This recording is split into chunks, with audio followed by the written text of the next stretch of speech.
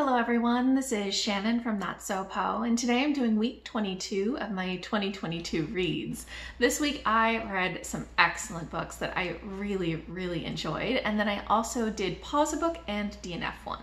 Timestamps and content warnings are in the description box below. First, I finished Black Love Matters by Jessica P. Pryde. This is a non-fiction essay collection that I heard about from Kazen at Always Doing. I'll link her channel and her review of this below. I am so always interested in everything that Kazen picks up, but especially non-fiction focused on social justice and everything to do with romance, and this combines both.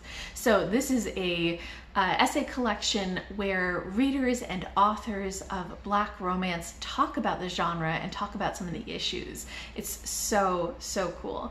And I ended up buddy reading this with Cynthia at BookWhimsy, who I'll also link below, because she ended up getting it right around when I got my copy from the library, and so we just sort of did an impromptu buddy read that was so great. Especially for nonfiction essay collections, I think that having a buddy reading partner just makes it so meaningful because you get to talk about and process the content in each of the essays as you go through them. And Cynthia is also just perfect for buddy reading this because she's a huge fan of romance and social justice as well. So there was just like so many great discussions. I really enjoyed this collection.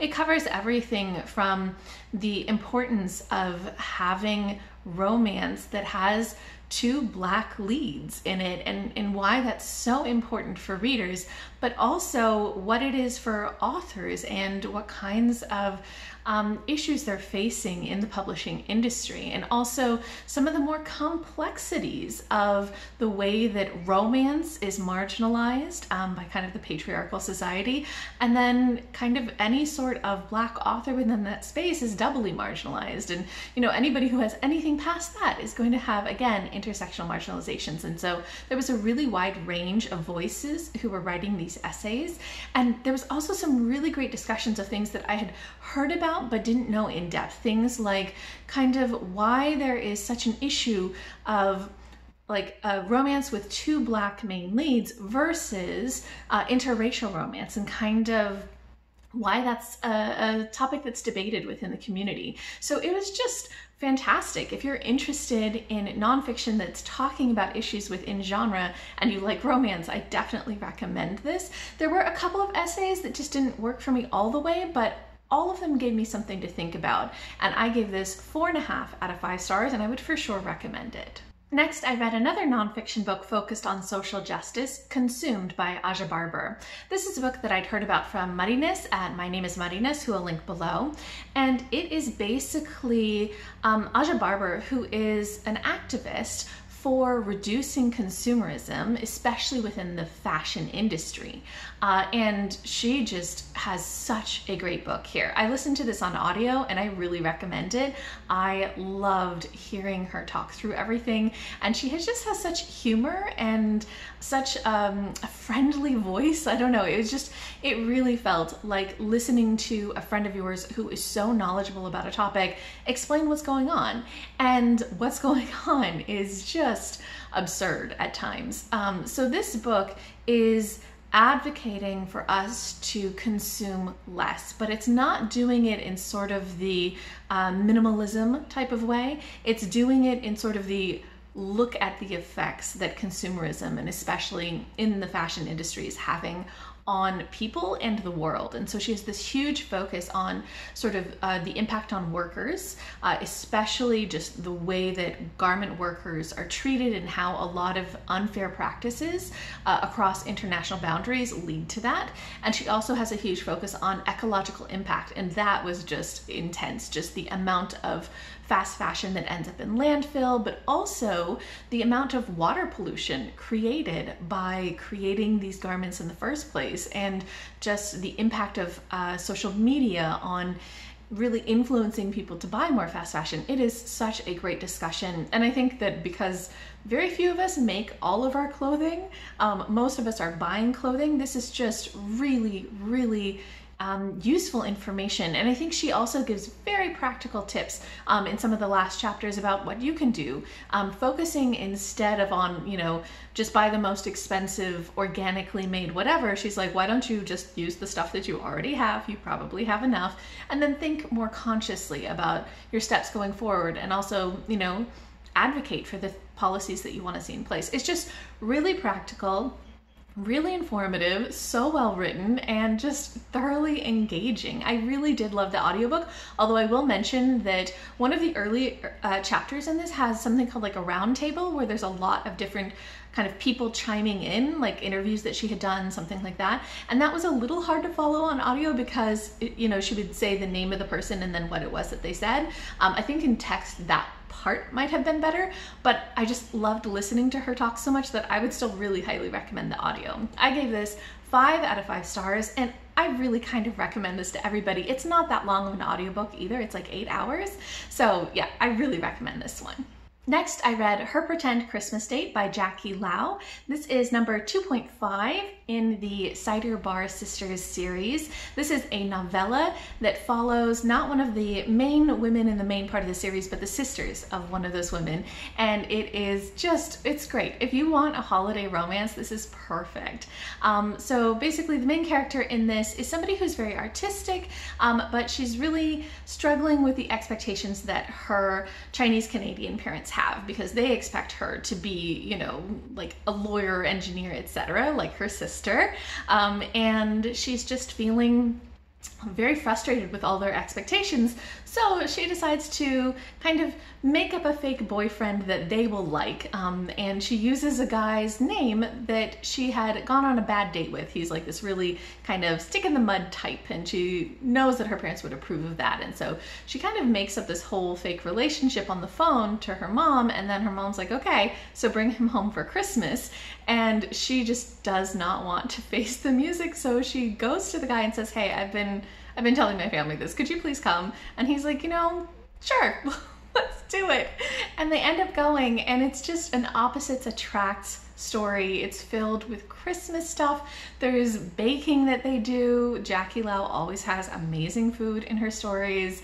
It was just like really, really a fun, sweet novella, great stuff. And I really enjoyed it so much. I gave it 4.5 out of 5 stars, and I'm super excited to continue on in this series. Next, I read Interior Chinatown by Charles Yu. This is a book that I've heard so many good things about, and especially because my husband Sush read this last year and loved it so much that he bought us a copy, and so this was sitting on my physical TBR of things to get through, and I finally read it, and it was just as good as everybody says.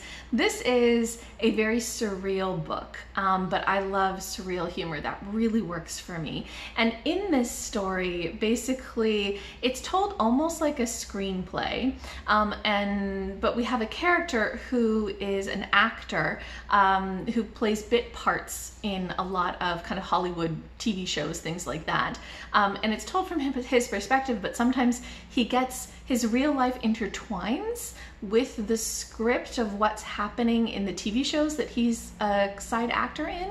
And it's just completely surreal and really biting commentary and satire of Hollywood, but also of racial stereotypes and of the role, the place that a lot of Asian Americans fill, right? And it just has such great social commentary, really, really biting, very funny, totally surreal though, where the idea of what's really happening versus what's in the scripts versus anything, it's just all completely melded together, and I thought that was fantastic. But if you don't like surreal stuff, it's probably not for you. For me, loved this, and I gave it 5 out of 5 stars. Another surreal book that I ended up reading and loving was Fierce Femmes and Notorious Liars by Cheng Thom. This is a book that I first heard about from Leo at Leo Bancroft, who I'll link below. He has an excellent channel, and it's just like such a great person to listen to because he's so kind and gentle and really enthusiastic about everything that he reads. And when I heard him talk about this one, I was just like, I need to pick this up. So this is a really fantastical, surreal novel. And it's actually quite short. It's really quick to get through, but I loved it. The author is a poet, and this book at times feels like poetry. And you know how sometimes if you read a poem, poems can be very abstract and they can use a lot of imagery, and it's not always clear like what is real and what's not real. That's kind of what the experience of reading this novel is. So it follows a trans teenage girl who runs away from home. It's a very kind of claustrophobic home that is incredibly stifling and also draining. There's just descriptions of the house itself as being hungry. And I think that that is just, the descriptions of the house were so wonderful. And so she runs away to a city where she meets up with a whole group of other trans women. They form a community and even form a little bit of a vigilante justice group when one of their members is murdered. So this book just follows her journey, kind of coming of age, coming into herself. And it is filled with tons of magical things, angels and mermaids and all kinds of monsters. And a lot of these things sometimes get a little bit into the violent and body horror type of things, which normally just isn't my thing, but I thought it was very poetic here, so I was okay with it. Things like, for example, just a swarm of bees under her skin that whenever she's feeling really intense, uncomfortable emotions kind of feel like they're trying to get out, that kind of imagery. So this is just fantastic. It is so surreal and it's so poetic in the writing. I thought it was absolutely beautiful. It also has a lot of humor, and it has a main character who is so angry. And I love that. I love angry women characters. I like that trope. That really works for me. The violence in this and the body horror didn't work so much for me, but really it was just such a fantastic book. Again, you really have to like surreal things for this to work. If you don't like surreal novels, this is just not going to give you anything to hold on to, but I loved it and I gave it 4.5 out of 5 stars. Then I did pause one book, which was The Perishing by Natashia Deón. So this is a book that I actually picked up in January and I read 18% of it, and then I had to put it down because I was busy with so many other things, and I just haven't picked it up yet. Again, and the library wants it back. They said no more renewals. So I have to give this book back. I do want to read it, but I have so many other things checked out right now that I know that I can't read it right now. So it's going to stay on pause. But it was a book where I was totally enjoying the beginning. I wasn't necessarily like fully engaged, but I thought it was interesting and I wanted to see where it was going. So my memory of what this book is about is that it's about, I think, a woman who maybe lives through time, not a time traveler, but somebody who has an extended life, maybe? Oh wow, it's been a while since I picked this up. But it's about a woman who kind of lives through some difficult things, I think maybe in the 20s, and then is on trial later in the modern day. Anyway, I want to pick this book back up, but I just can't do it right now. So it has to go back to the library, and hopefully when I find a little bit more time in my reading schedule, I can re-borrow it and finish it. And then lastly, I did have one DNF, which was the book of The Unnamed Midwife by Meg Elison. This is a story about kind of like a post-apocalyptic story that really verges very heavily into horror, about a woman who survives a pandemic where there is kind of a fever that kills off like 99% of humanity, and in particular kills off almost every single woman, and all children are born stillbirth. And this is about her trying to survive in this world that has gone into complete chaos, where she's one of the only women left, and there are kind of roving groups of men who, if they find any women, sort of enslave them for sexual purposes. This book is pretty intense. I was buddy reading this with Anna Marie at Actual Spinster, who I'll link below, and I so wanted to have a buddy read with Anna Marie that I read all the way up until our first checkpoint, which was 35% in, even though this book is so violent. It is so violent, you guys.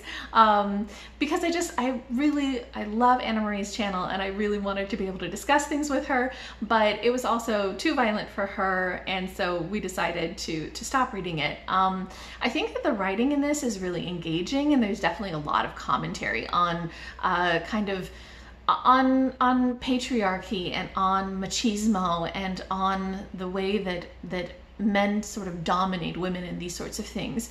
But it is just in such a brutal fashion. There is just so much body horror in this, just blood and death and so many things. There is so much rape, so much sexual violence against women and children. It is really intense. So I think that if you can handle that kind of intensity and you like post-apocalyptic stories and you can handle a pandemic story, then this might be worth picking up, but it was too much for me. And this is the second thing by Meg Elison that I read. I read a novelette by her before, which also had a little bit more body horror and kind of grimness than I want. So I think maybe she's just not going to be the author for me. I think I just don't have that fortitude to handle the content. But I think that if you do, then it could work out for you. Okay, so that's everything that I read, paused, and DNF this week. If you guys have read any of these, if you have any thoughts, if you want to read these, or if you want to let me know what you've been reading this week, I'd love to hear from you. Just leave me a comment down below.